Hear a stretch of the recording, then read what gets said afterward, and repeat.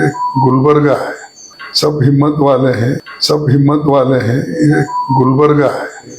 और मैं रोने वाला आदमी नहीं हूँ। बात हमने अपने लोगों को दुख बताया, किसी की सिंपत्ति लेने के लिए नहीं या बाहर के लोगों को कहने के लिए नहीं, अपने घर के लोगों के साथ बात की, किसी को बताने के लिए नहीं किया, नहीं और करूंगा भी नहीं। मैं वहीं पर बोला, मैं रिटायर नहीं होने वाला हूँ। मोदी खुद करप्ट लोगों को अपने बगल में बिठा रहा है, वॉशिंग मशीन में डाल के क्लीन करके उनको ले रहा है। हमने एजुकेशन, एम्प्लॉयमेंट और डेवलपमेंट तीनों दिए। बताओ कौन सा एमपी सारे हिंदुस्तान में अपने एरिया के लिए कराया है? क्या हिंदू मुसलमान का तुम गुत्ता लिए क्या? सर, लोकसभा इलेक्शंस के कैंपेन स्टार्ट हो चुके हैं। थ्रू आउट इंडिया आप काफी मेहनत करते नजर आ रहे हैं। गुलबर्गा में भी कई सारे प्रोग्राम्स आपने अटेंड किए। गुलबर्गा के आवाम को इलेक्शन के ताल्लुक से क्या कहना चाहेंगे सर? तो देखिए, ये इलेक्शन बहुत ही इम्पोर्टेंट इलेक्शन है। ये इसलिए इम्पोर्टेंट है कि किसी को जिताना, किसी को हराने का इलेक्शन नहीं है। ये इलेक्शन जो है जमहूरियत को बचाना जी, और हमारे देश के संविधान, कॉन्स्टिट्यूशन को बचाना। अगर इस दोनों की हिफाजत हो गई तो देश में कम से कम जमहूरियत तो बचेगा, और हमारी संविधान अगर बच गई, जो हमारे कॉन्स्टिट्यूंट असेंबली के मेंबर्स थे, नेता लोग थे, उनकी जो इच्छा थी वो फुलफिलमेंट होगा जी। और ये लोग उसको तोड़ना चाहते हैं, और वो लोग खास करके पूरी सत्ता अपने हाथ में लेने के लिए ऑटोक्रेटिक अथॉरिटी से काम कर रहे हैं। देयरफॉर ये जरूरी है कि हमको किसी भी कीमत पे इन दोनों चीजों को बचाना पहला। जी। दूसरा है, मोदी जी के जमाने में हर चीज महंगी, डीजल महंगा, पेट्रोल महंगा, एलपीजी महंगी, गोल्ड, हाँ ये है। फिर उसके अलावा एसेंशियल कमोडिटीज के जो चीजें हैं वो भी महंगी हो गई, यानी 2 पट 3 पट हो गया है। और वो बात तो इतनी बड़ी करते हैं कि मोदी है तो सब मुमकिन है बोलते हैं, लेकिन मोदी है तो सबसे ज्यादा महंगाई है, मोदी है तो सबसे ज्यादा अनएम्प्लॉयमेंट है, मोदी है तो सबसे ज्यादा तंग और तबाह करने की एक मंसूबा के तहत जो चल रहे उनका है। और यहाँ तक कि मोदी लोगों को झूठ बहुत बोलते हैं कि 2 करोड़ नौकरियों की बात की, नहीं दिया। 15 लाख रुपए ब्लैक मनी लाकर देने का था, नहीं दिया। किसानों की आमदनी डबल कर दूं बोले, नहीं दिया। कीमतें घटाने की बात की, नहीं दिया। तो जितने भी उन्होंने वायदे किए थे वो वायदा तो पूरा नहीं कर सके, लेकिन वो कहते हैं कि मोदी की गारंटी अब आगे। अरे पहले पिछले का ही फुलफिलमेंट आपने नहीं किया, अब आगे कौन देखेगा? आगे की हमारी गारंटी है, हमने बगैर बोले गारंटी दी है। MNREGA 1, right to work, RTE, right to education, food security act, तो एक फूड सिक्योरिटी का गारंटी, और राइट टू इंफॉर्मेशन, ऐसे कई चीज हम बगैर बोले, रूरल हेल्थ मिशन हमारी गारंटी, बगैर बोले हमने किया, वोट के लिए नहीं किया, वोटिंग होने के बाद, इलेक्शन होने के बाद हमने किया। उससे पहले तो हम अलग अलग लड़े थे। जी तो ये इम्पोर्टेंट है, बोल के देना और बात है, बगैर बोले हमने किया और हमको टीका कर दे तुमने क्या किया। सर, कुछ दिन से इलेक्शन टोटली कम्युनलिज्म पर लड़ा जा रहा है। रिसेंटली नरेंद्र मोदी जी हो या अमित शाह हो, पर्टिकुलर कम्युनिटीज को टारगेट करने का काम पॉलिटिकल स्टेजेस से करते आ रहे हैं। और यहाँ के एमपी उमेश यादव ने भी कहा कि कांग्रेस बौखला गई है, इसलिए बार बार यहाँ पर बड़े बड़े लीडर्स आकर प्रोग्राम कर रहे हैं। इस पर क्या कहेंगे? देखो, कोई लीडर या बोखला, सब हिम्मत वाले हैं। ये गुलबर्गा है, ये कोई दूसरे जगह जैसे ढीले लीडर होते हैं वहां यहाँ कोई नहीं है। अलबत्ता उन्होंने बोखला गए क्योंकि उनके नड्डा साहब यहाँ आते हैं, मोदी साहब रोड शो करते हैं, इंचार्ज चितापुर जैसे और गुलबर्गा जैसे पार्लियामेंट्री कॉन्स्टिट्यूंसी को डिफेंस मिनिस्टर इंचार्ज बनता है, ये सब। और आरएसएस के पूरे लोगों को एक एक बूथ पे 10-10 आदमी को बिठाए, तो उन्होंने डर गए हैं और डर के वो लोग कुछ भी बोलते हैं।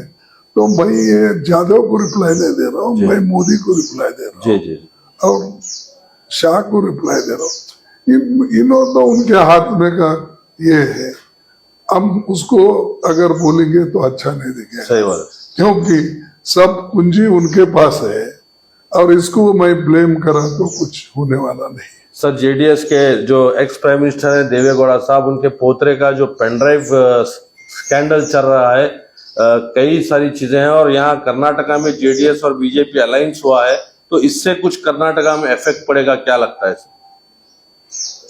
देखिए, अब उस एरिया के जिस एरिया में इलेक्शन हुआ, ये पेन ड्राइव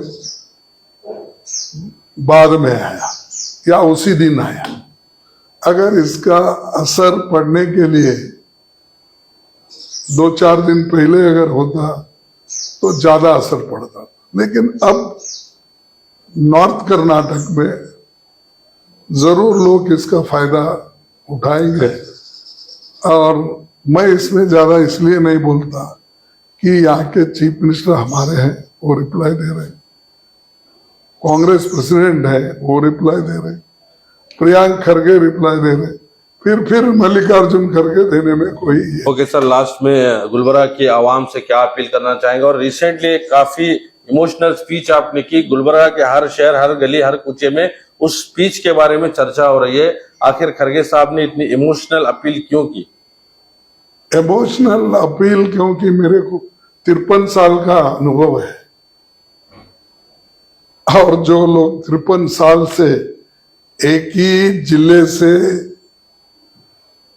और यहीं पर जो इतना काम हमने किया, जो काम कोई एमपी आसानी से नहीं कर सकता, और मेरे को जो मिला, जो भी मिनिस्ट्री 4-5 साल में मैंने करके दिखाया, ये लोग कोई भी नहीं करे। कोई 20 साल था यहाँ, कोई 25 साल, लेकिन किसी ने कुछ जो देना था गुलबर्गा के लोगों को उन्होंने नहीं दिया।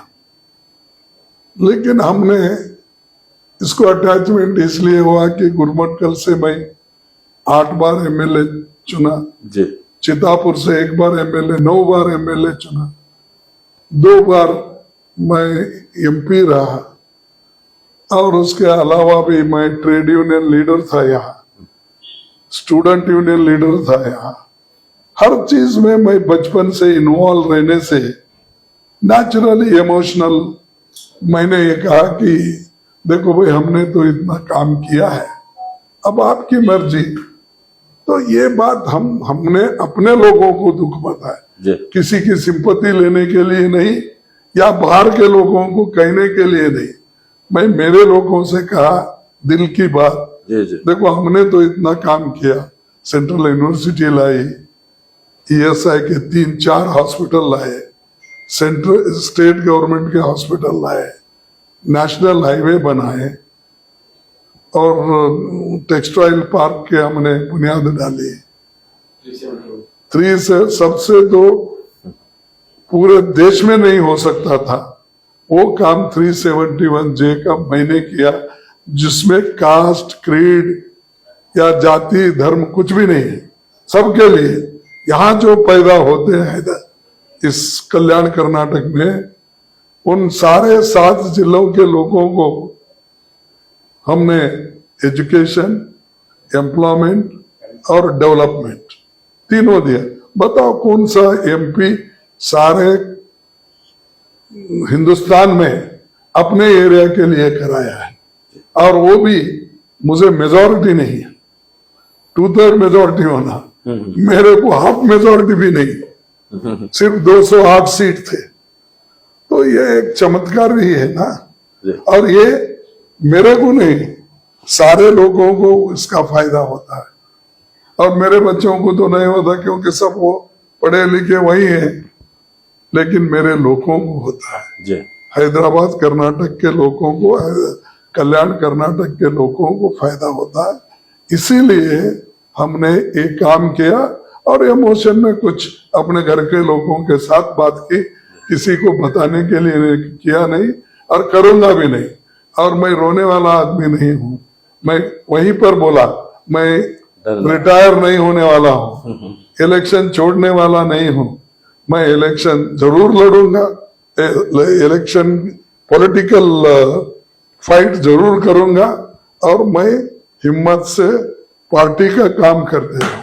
सर, इंडिया अलायंस जो हुआ है, आप उसके मेन लीडर हैं। इंडिया अलायंस होने की वजह से हिंदुस्तान में कुछ रिजल्ट्स काफी अच्छे देखने को आएंगे, क्या लगता है आपको? लास्ट सवाल। डेफिनेटली आता है, और उससे डर के ही मोदी इंडी क्या क्या के शब्द यूज करते हैं। वो होना उनके इंडिया अलायंस नहीं बोलते, इंडी अलायंस। अपोजिशन जो करप्ट लोग एक तरफ हो गए हैं, अरे मोदी खुद करप्ट लोगों को अपने बगल में बिठा रहा है, वॉशिंग मशीन में डाल के क्लीन करके उनको ले रहा है। और जो आदमी करप्ट लोगों को लेता है वो क्या करप्ट होता है, क्या बहुत ही ऑनेस्ट होता है? आप लोग बताना चाहिए। वो तो ड्राई क्लीन के इसमें वॉशिंग मशीन में डाल के क्लीन कर लेके एक को एक ले रहे, और वहां जाते ही सब साफ सुथरा होते हैं। और वो कांग्रेस में रहते, टीएमसी में रहते, दूसरे पार्टी में रहते, तो वो लोग करप्ट हो जाते। तो ये थोड़ा तो कॉमन सेंस होना चाहिए। जिस पार्टी अगर ठीक ढंग से नहीं सोचती देश के लिए, और कौन सी चीज कहाँ बोलना, कौन सी बात कहाँ कहना, ये भी अगर उनके पास सेंस नहीं है, तो शायद भगवान ही उनको देखे। सर, राधा कृष्ण साहब कैंडिडेट हैं कांग्रेस के, क्या कहना चाहेंगे आवाम से उनके लिए? नहीं, मैं देखो, एक व्यक्ति का प्रश्न है, वो भी एक कैंडिडेट है। जैसा हमारे कैंडिडेट, हमने 350 कैंडिडेट्स कंटेस्ट किए, उसमें से वो भी है। मैं सबको अपील करता हूं, सब कैंडिडेट के लिए, कि इस बार आप हैंड सिंबल को वोट डालो। और हैंड सिंबल को अगर आप वोट डालेंगे, मोदी को आप रोक सकेंगे। मोदी हम बार बार इसलिए नाम लेते हैं कि मोदी कभी खुद पार्टी का प्रचार नहीं करते। मोदी है तो मुमकिन है, ये मोदी की गारंटी, ये फलाने की गारंटी, खुद का ही बोलते हैं। फिर हमको मजबूरन उसका नाम लेना पड़ता है।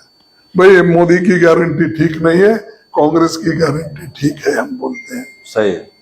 तो अब खुद ही एक आदमी अपना प्रचार कर लेता है, मोदी मोदी मोदी बोल के।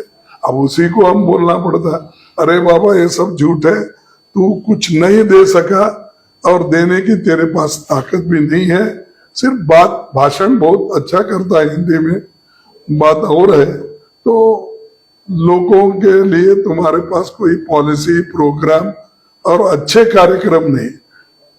उठते ही आपको सिर्फ याद आता है गांधी फैमिली को कैसा गालियां देना, कांग्रेस को कैसा गालियां देना, वही सोचते रहते। अब ये सब कुछ नहीं मिल रहा है उनको, हिंदू मुसलमान सोचते। क्या हिंदू मुसलमान का तुम गुत्ता लिए क्या?